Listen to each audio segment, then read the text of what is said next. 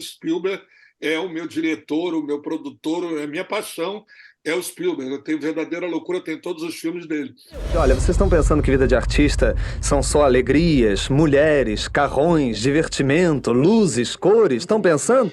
Mas é isso mesmo. Tem uma frase que você diz no filme que eu adoro. Eu sou um pouco contra a realidade, porque a fantasia é necessária. Você ainda, enfim, defende esse pensamento que ele representa para você hoje? Ainda defendo sim, porque qualquer coisa da minha vida, né, por exemplo, a história de amor com a minha mulher, é inacreditável se você não acreditar em fantasia. Se você vê uma pessoa e naquele exato momento, em 5 minutos, você a pede em casamento, dizendo que é perdidamente apaixonado por ela, tem, obviamente, muito de fantasia nisso, né? Eu sempre fui muito de criar histórias na minha cabeça, historinhas da Branca de Neve, vamos dizer assim.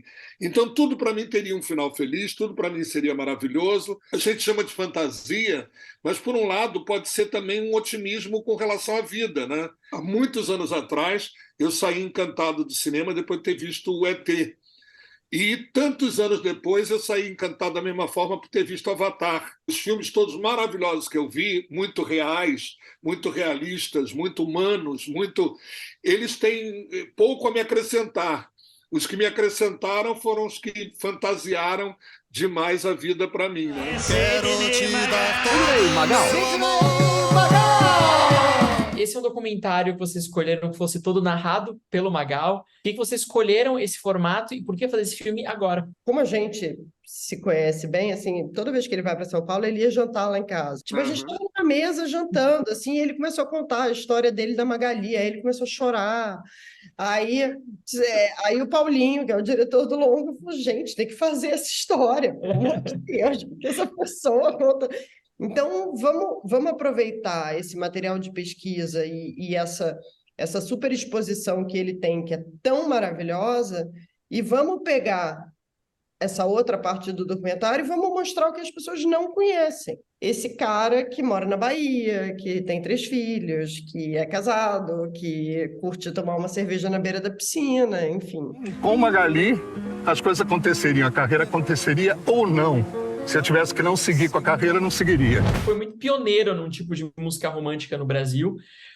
Como você avalia o cenário musical romântico hoje? A gente sabe que hoje em dia a gente luta contra uma coisa chamada poder econômico, né? Por isso mesmo a gente tem hoje no Brasil 10.827 duplas sertanejas. Então a gente sabe da força do dinheiro, a gente sabe da força de tudo isso. É mais difícil para um artista que tem talento se projetar hoje do que um artista que tem investimento se projetar hoje. Então, isso faz com que o mercado seja muito louco, e quando a gente fala de pessoas que têm 20 milhões de acessos na internet e que você vai procurar o talento daquela pessoa atrás daqueles 20 milhões, você fica muito decepcionado.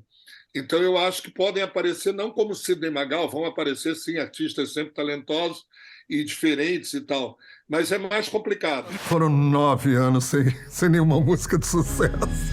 E aí é que veio a constatação que eu era um artista para ser visto. Eu gosto muito no documentário que ele não é só um elogio a tantos sucessos na carreira, tem um pouco de tudo, tem a parte das músicas que deram menos certo, a parte de menos produção, de menos exposição artística. Faz parte da vida, altos e baixos. Assim, eu falo que quando você documenta alguém, né, assim, você tem que pentear mais a fundo, né? É um olhar um pouco mais crítico e analítico, né? Eu comecei a entender que o que acontece de errado não necessariamente é errado. Eu me lembro de uma conversa que a gente teve pós-gravação, assim, ele virou para mim e falou assim, mas Joana, esses 10, 12 anos que eu não botei uma música nas paradas, assim, que eu ficava ali pedalando, foi quando eu tive os 3 filhos.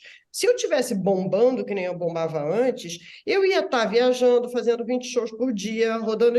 Eu não ia ter vivido a infância dos meus filhos. Então, se eu olhar para trás, a melhor coisa do mundo foi eu ter ficado esses 10 anos sem ter estourado um sucesso. E você para e pensa, cara, e não é? São 20 discos, 4 musicais, 6 filmes, 4 novelas. Para delírio da mulherada! Os maiores sucessos de documentário foram, especialmente, biografias de grandes músicos. Foram filmes sobre a Maria Bethânia, filmes sobre Vinícius. É isso que a gente precisa, é um filme sobre uma figura popular como o Magal, para a gente conseguir trazer o público de volta nesse momento que a gente está tentando trazer de novo o pessoal de volta para o cinema brasileiro? Milhares e milhares e milhares aplaudiram a minha carreira a vida inteira, e agora cada produto meu... Eu nunca fui um grande vendedor de discos, deixa eu falar isso aqui, que eu faço questão de falar. E vários colegas meus venderam milhões e milhões, se você pegar duplas sertanejas, a própria Rita Lee, o Roberto nem se fala. E, no entanto, a minha carreira continua, e eu continuo com as conquistas que eu faço a cada momento da minha carreira. Mas as pessoas gostavam de me ver, e elas continuam querendo me ver. Os meus shows todos, quando são contratados, a pessoa diz assim, não, mas ele é o Magal, não é o Magal do jeito que ele é.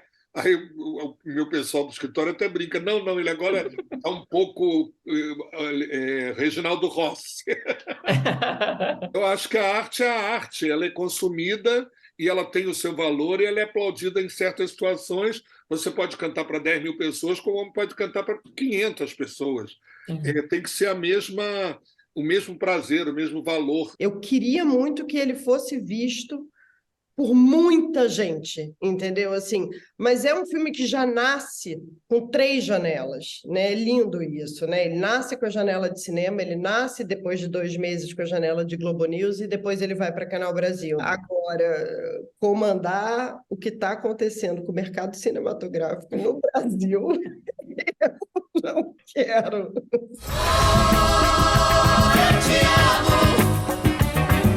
É isso, muito obrigado. Prazer conversar com vocês. Bruno, prazer.